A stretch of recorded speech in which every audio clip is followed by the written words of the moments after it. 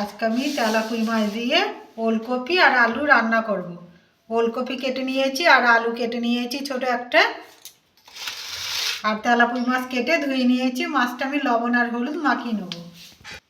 লবণ দিয়ে দেবো, হলুদ দিয়ে দেবো,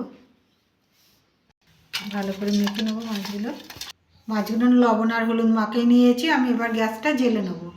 গ্যাসটা জ্বেলে কড়াটা বসিয়ে দিয়েছি। কড়াটা বসিয়ে ঢেলে দেবো। ওলকপিগুলো একটু ভাপিয়ে নেব। এটা ভাপানো হয়ে গেছে, আমি এবার তুলে নেব। সবগুলো তুলে নিয়েছি। কড়াটা বসিয়ে দিয়েছি, কড়াটা গরম হয়ে গেছে। আমি এবার সর্ষের তেল দিয়ে দেবো।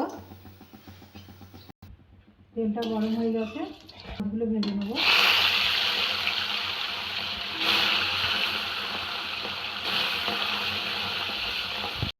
মাছগুলো এক সাইডে ভাজা হয়ে গেছে, আমি এবার উল্টে দেবো। মাছগুলো ভাজা হয়ে গেছে, আমি এবার তুলে নেব। সব মাছগুলো তুলে নিয়েছি। বাকি মাছগুলো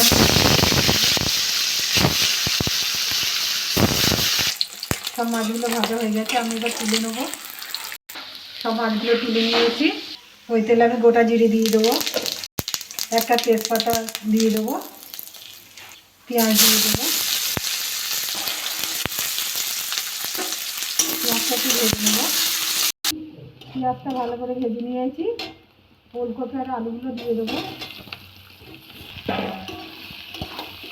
একটু ভেজে নেব। ভালো করে ভেজে নিয়েছি। আদা রসুন দিয়ে দেবো 1 চামচ।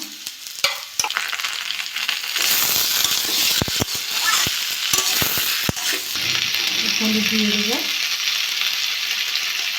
ধনে গুঁড়ো দিয়ে দেবো, জিরে গুঁড়ো দিয়ে দেবো, লঙ্কার গুঁড়ো দিয়ে দেবো, ঝালের গুঁড়ো দিয়ে দেবো। আপনারা যেরকম খাবেন লঙ্কাটা সেরকম দিয়ে দেবেন। স্বাদ মতো লবণ, দুটো টমেটো কেটে রেখেছি দিয়ে দেবো। ভালো করে কষে নেব।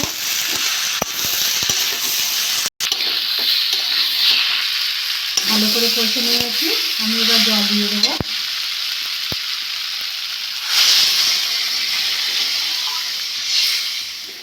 দশ মিনিট ঢাকা দিয়ে রাখবো। 10 মিনিট আমার হয়ে গেছে। ওলকপিগুলো ভালো সিদ্ধ হয়ে গেছে। এবার মাছগুলো দিয়ে দেবো।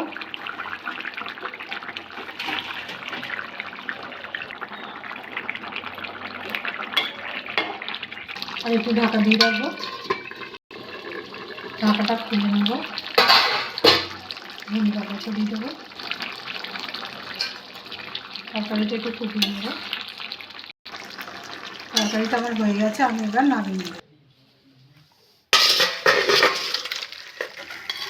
দেখুন কি সুন্দর হয়েছে। এরকম করে বাড়িতে রান্না করে খাবেন। খেয়ে ভালো লাগলে আমার চ্যানেলটাকে লাইক করবেন, শেয়ার করবেন, কমেন্ট করবেন, সাবস্ক্রাইব করবেন। ধন্যবাদ।